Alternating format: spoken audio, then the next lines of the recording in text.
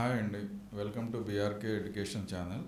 ఇవాళ మనతోని స్టూడెంట్ లైఫ్లో ఎడ్యుకేషన్ కన్సల్టెన్సీ ఇంపార్టెన్స్ ఏంది, ఎడ్యుకేషన్ లోన్స్ ఇంపార్టెన్స్ ఏంది తెలుసుకోవడానికి మనకు డిస్కస్ చేయడానికి సునీల్ గారు వచ్చారు. హాయ్ అండి. హాయ్ అండి ఫిరోజ్ గారు, బాగున్నారా? బాగుందా అండి. సార్, ఇవాళ జనరేషన్లో ప్రతి ఒక్కళ్ళు ఇంటర్ కంప్లీట్ కాగానే, డిగ్రీ కాగానే లేదా ఇంజనీరింగ్ కంప్లీట్ కాగానే బయటికి వెళ్ళిపోవాలి.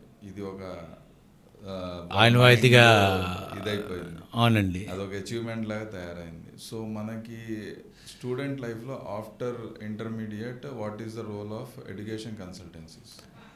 సార్ మీరు చెప్పింది వాస్తవము. ఇవాళ రేపు స్టాండ్ ఆఫ్ లివింగ్లో, స్టేటస్ ఆఫ్ లివింగ్లో మా పిల్లోడు విదేశాల్లో చదువుకుంటున్నాడు అన్నది ఒకటి సైన్ అయిపోయిందండి. అది ఒక స్టేటస్ సింబల్ అయిపోయింది. ఇప్పుడు మీరు చూశారనుకోండి, ప్రతి 3 గడపలకి 2 గడపల్లో కంపల్సరీ పిల్లలు బయటికి వెళ్ళి ఉంటారు, వాళ్ళ పిల్లలు బయటికి వెళ్ళి ఉంటారు, ఒక పిల్లోడు ట్రై చేస్తుంటాడు. సో ఇట్లా ఫ్యామిలీలో కామన్గా జరుగుతున్నది. ఇప్పుడు కన్సల్టెన్సీ ఎలా అవసరము, దాని రోల్ ఎలాను అంటే, ఇప్పుడు పిల్లలు ఎప్పుడైతే ఇంటర్మీడియట్ కంప్లీట్ అయిపోతుందో వాళ్ళు టోఫల్ రాయడము, జిఆర్ఈ మ్యాథ్స్ రాయడము, దాని కాంపిటేటివ్ ఎగ్జామ్స్ కంప్లీట్ చేసుకోవడము, బయట చదువుకోవడానికి వాళ్ళకి కాలేజెస్, లిస్ట్ ఆఫ్ కాలేజెస్కి ఎలా ఉంటుంది, అలా ఇలా ఏ కాలేజ్లో మనకి సీట్స్ కానివ్వండి, ఫెసిలిటీస్ కానివ్వండి, హాస్టల్ ఫెసిలిటీస్ ఏ కాలేజ్లో ఉన్నాయి, ఏ యూనివర్సిటీస్లో ఉన్నాయి, వాళ్ళకు వచ్చిన ర్యాంక్ కార్డుకి ఎక్కడ అడ్వైజబుల్ ఉంటుంది అనేది ఈ కన్సల్టెన్సీ ద్వారానే తెలుస్తాయండి. ఈ కన్సల్టెన్సీ వర్క్ చేసేది కూడా వాటి మీదనే. అంటే ఇప్పుడు ఫర్ ఎగ్జాంపుల్ ఒక స్టూడెంట్కి ఒక 90% వచ్చింది, వాళ్ళకి అప్ టు టాప్ 10 దాంట్లో రాదు, వాళ్ళు నెక్స్ట్ 10 to 20 దాంట్లో యూనివర్సిటీస్లో వస్తాయి. టాప్ 10 యూనివర్సిటీస్లో రావాలంటే మోర్ దెన్ 90 అబోవ్ ఉండాలండి. సో ఆ 90 స్ట్రక్చర్ అబోవ్లో పర్సంటేజ్లో వచ్చిన వాళ్ళకి టాప్ 10 వాళ్ళలో వస్తుంది. తర్వాత వచ్చే దానికి సెకండ్ స్టేజ్లో వస్తుంది. సో ఇవన్నీ వాళ్ళు చెక్ చేసుకుని వాళ్ళ ర్యాంక్ కార్డ్స్ కానివ్వండి, వాళ్ళకి రిక్వైర్డ్ డాక్యుమెంట్స్ ఏముంటాయో దానికి తగ్గట్టుగా, కొందరికి ర్యాంక్ కార్డ్ రాని వాళ్ళకు కూడా ఏ కాలేజ్లో వస్తాయి. ఫర్ ఎగ్జాంపుల్ పిల్లోడికి 70%, 80% వచ్చింది, బట్ ఈజ్ ఇంట్రెస్టెడ్ టు బయటికి వెళ్ళాలని ఉన్నది, వాళ్ళ పేరెంట్స్ ఆర్ ఎఫర్డబుల్ అంటే వాళ్ళకి పంపించగలుగుతారు. అటువంటప్పుడు కొన్ని సెక్యూర్డ్ లోన్స్ తీసుకుని వాళ్ళు వెళ్ళటం జరుగుతుంటుంది. సో ఇలా డిఫరెంట్ అంటే క్యాపిటేషన్ ఫీజు అంటారు దాన్ని. ఆ క్యాపిటేషన్ ఫీజు కట్టి వాళ్ళు వెళ్తుంటారు. ర్యాంక్ మీద వెళ్ళొచ్చు, క్యాపిటేషన్ ఫీజు మీద వెళ్ళొచ్చు.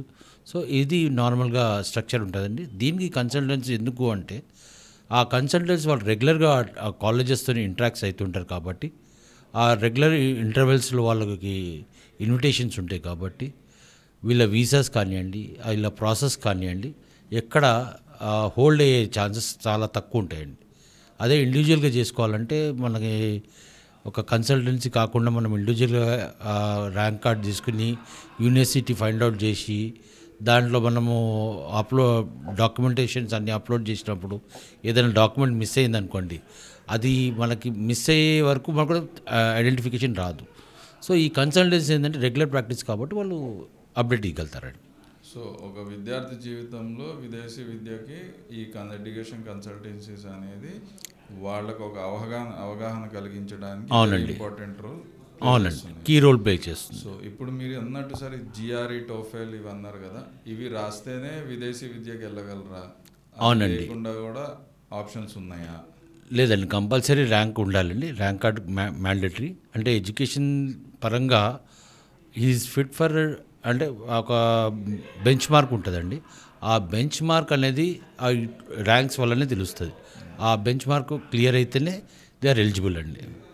ఇప్పుడు ఈ ఎడ్యుకేషన్ కన్సల్టెన్సీస్ని విద్యార్థులు ఏ విధంగా నమ్మొచ్చు అనేది, ఎందుకంటే ఇవాళ రోజుల్లో చాలా పుట్టగొడుగుల్లాగా పెరిగిపోయినాయి ఇవి. అవునండి, ఎవరు ఏం చేస్తున్నారు అనేది నమ్మటానికి లేదు. విద్యార్థులు ఎట్లా దీని మీద అవగాహన రాగలరు? సార్, ఈ విషయంలో ఫిరోజ్ గారు మీకు తెలిసే ఉంటుంది, విద్యార్థులు మ్యాక్సిమము ఎవరైతే బయటికి వెళ్ళాలి అనుకున్న వాళ్ళు 99% వాళ్ళ లెక్చరర్స్ అడ్వైస్ తీసుకుంటారండి. వాళ్ళ లెక్చరర్స్ అడ్వైస్ తీసుకుంటారు. ఎందుకంటే వాళ్ళ సీనియర్స్ ఎలా వెళ్ళారు, వాళ్ళు ఎలా గైడ్ అయ్యారు, వాళ్ళు కూడా లెక్చరర్స్తో కొంతమంది టచ్అప్లో ఉంటారు.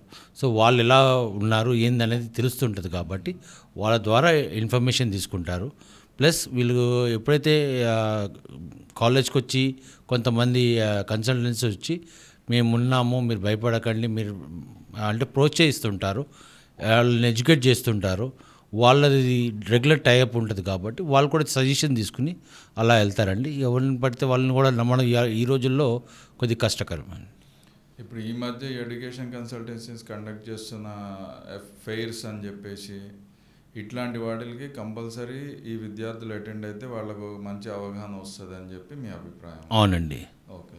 ఇప్పుడు సార్ ప్రతి ఒక్కళ్ళు ఆర్థికంగా విదేశీ విద్యకి అర్హులు గారు, అంటే వాళ్ళ ఆర్థిక స్థితిని బట్టి వెళ్ళగలరు వెళ్ళలేరు. ఇట్లాంటి వాటికి మన బ్యాంకుల నుంచి రుణాలు ఏ విధంగా ఉంటాయి? మీరు అడిగింది కరెక్టేనండి. ఇప్పుడు బ్యాంకు నుంచి రుణాలు తీసుకుని వెళ్తారండి. ఎందుకంటే ఒక బ్యాంక్ని ఇన్వాల్వ్ చేస్తున్నారంటే బ్యాంక్ కూడా క్రాస్ చెక్ చేస్తుందండి. ఇప్పుడు ఎవరైతే ఫండింగ్ ఉన్నారో లెండర్స్ ఉన్నారో ఆ లెండర్స్ కూడా, అది నేషనలైజ్డ్ లెండర్స్ కానివ్వండి, లేకపోతే ఎన్బిఎఫ్సి లెండర్స్ కానివ్వండి, లేకపోతే షెడ్యూల్డ్ లెండర్స్ కానివ్వండి, వాళ్ళు కూడా ఆ పర్టికులర్ యూనివర్సిటీ లిస్టెడ్ ఉందా లేదా, ఈ ర్యాంక్ కార్డు వాళ్ళది కరెక్టా కాదా అని వాళ్ళు వెరిఫై చేస్తారండి. వాళ్ళు వెరిఫై చేసిన తర్వాత కూడా even the consultancy is given green signal ఇచ్చినా కూడా వీళ్ళ వెరిఫికేషన్, బ్యాక్గ్రౌండ్ వెరిఫికేషన్ అవుతుందండి. దానివల్ల కూడా పేరెంట్స్కి ప్లస్ స్టూడెంట్కి ఒక నమ్మకం ఒకటి ఏర్పడుతుందండి.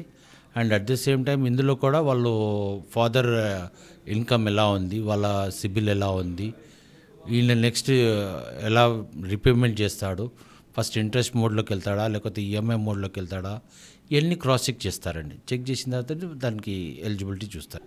సార్ సునీల్ గారు, ఇప్పటివరకు మనం మాట్లాడుకున్నట్టు ఎలా వెళ్తారు అనేది మనం మాట్లాడుకుందాం. ఇప్పుడు ఒక కన్సల్టెన్సీ ఒక విద్యార్థిని అక్కడ విదేశాలకు పంపించిన తర్వాత అక్కడ వాళ్ళకి అకామిడేషన్, ఉండటానికి ఫుడ్, ఇట్లాంటి వాటిల్లో కూడా ఇవి సపోర్ట్ చేస్తాయా, ప్రొవైడ్ చేస్తాయా? యాక్చువల్గా కన్సల్టెన్సీ ద్వారా వెళ్ళినందుకు వాళ్ళకి అడ్వాంటేజెస్ ఇది ఒకటి అడ్వాంటేజ్ అండి. నేను ఇందాక చెప్పడం మర్చిపోయాను. యాక్చువల్గా ఏంటంటే ఇప్పుడు యూనివర్సిటీస్లో కొంతమందికి అకామిడేషన్ ఉంటుందండి. ఎవరికైతే అకామిడేషన్ రాలేదో వాళ్ళకి పేయింగ్ గెస్ట్స్ ఉంటాయి. సో ఈ పేయింగ్ గెస్ట్ కానివ్వండి, అకామిడేషన్స్ కానివ్వండి, కొన్ని హాస్టల్స్ కానివ్వండి, వీళ్ళు కూడా అప్రోచ్ అయ్యి ఉంటారు, రెగ్యులర్గా అప్రోచ్ అయ్యి ఉంటారు. సపోజ్ మన ఇండియన్లు అనుకుందాము, ఇప్పుడు ఇండియా నుంచి యూఎస్కి వెళ్తున్నారు, లేదా రష్యాకి వెళ్తున్నారు, లేకపోతే చైనీస్కి వెళ్తున్నారు, లేకపోతే వేరే సోవియట్ యూనియన్ కంట్రీస్కి వెళ్ళినప్పుడు అక్కడ మన వాళ్ళు ఎవరైనా ఉన్నారా అన్నది కన్సల్టెంట్ వాళ్ళు కూడా క్రాస్ చెక్ చేసుకుంటారండి. ఇంతకుముందు వెళ్ళిన వాళ్ళతో రెగ్యులర్గా ఇంటరాక్ట్ చేస్తుంటారు. ఎలా ఉంది ఫుడ్, ఎలా ఉంది ఏంటి పరిస్థితి అనేది వీళ్ళు కూడా తీసుకుంటారు, ఇన్పుట్స్ ఇస్తుంటారు.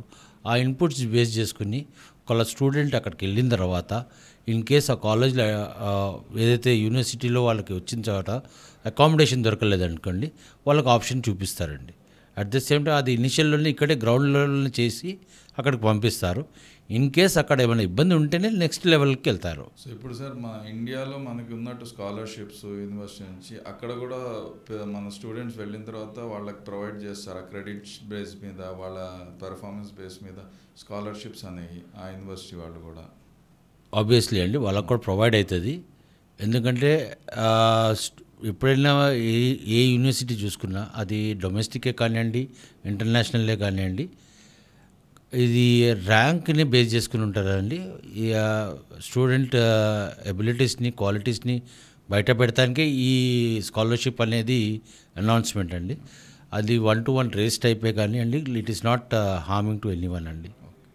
సో ఇదండి వాళ్ళు సునీల్ గారితో మనం తెలుసుకున్న విషయాలు ఏంటంటే విదేశీ విద్య గురించి ఎడ్యుకేషన్ కన్సల్టెన్సీస్ భాగం ఏంది అతని జీవితంలో, దాని తర్వాత ఎడ్యుకేషన్ లోన్స్ ఏ విధంగా సహాయపడతాయి, వీళ్ళు అక్కడ పోయిన తర్వాత ఈ కన్సల్టెన్సీస్ వల్ల మన విద్యార్థులకి అకామిడేషన్ కానీ ఫుడ్ కానీ ఇట్లాంటి వాటిల్లో అసిస్టెన్స్ దొరుకుతుందా, సహాయంగా ఉంటారా వీళ్ళందరూ, ఇట్లాంటి విషయాలన్నీ తెలుసుకుందాం సునీల్ గారితో.